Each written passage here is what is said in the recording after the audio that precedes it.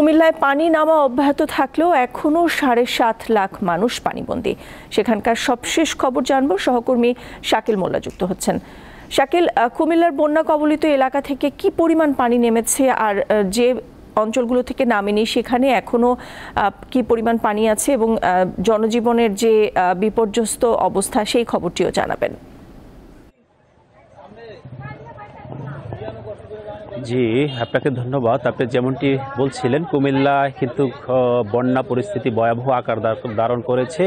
কুমিল্লার গোমতীর পানি কমলেও গোমতীর ভাত ভেঙে যে লোকালয়ে পানি প্রবেশ করেছে এই স্থানগুলোতে কিন্তু পানি কমছে। কিন্তু আমি এই মুহূর্তে যে জায়গাটিতে দাঁড়িয়ে আছি সেটি হচ্ছে ইসাপুর এবং মহিষমারা, দুইটি গ্রামের মধ্যস্থলে। এই গ্রামগুলোতে কিন্তু ৫ থেকে ৭ ফুট পানির নিচে কিন্তু তলিয়ে গিয়েছিল।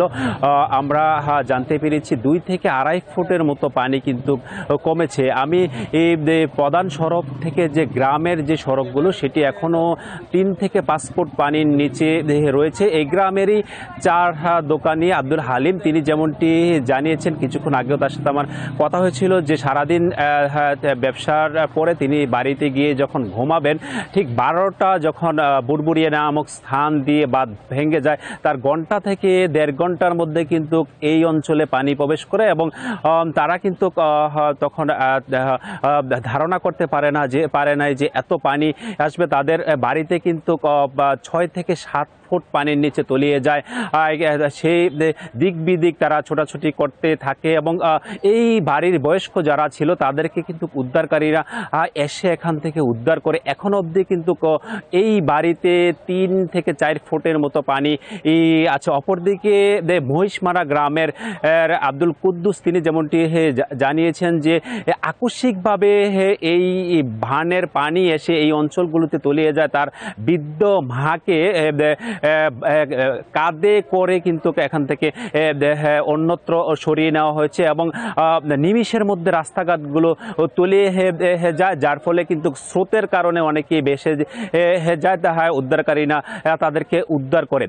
অন্যদিকে ভাটি অঞ্চলগুলোতে পানি কমতে থাকায় কিন্তু বন্যার যে ক্ষয়ক্ষতি সেগুলো কিন্তু দৃশ্যমান হচ্ছে। আমরা রাস্তাঘাটগুলো বড় বড় গর্ত হতে দেখেছি।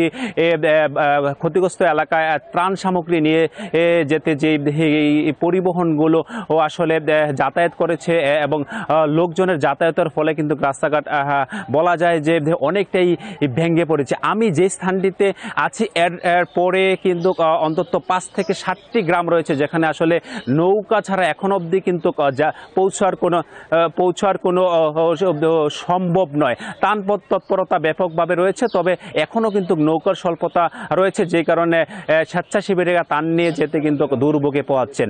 সব মিলিয়ে এই ছিল কুমিল্লা থেকে আমার কাছে সবশেষ। শাকিল, ধন্যবাদ আপনাকে।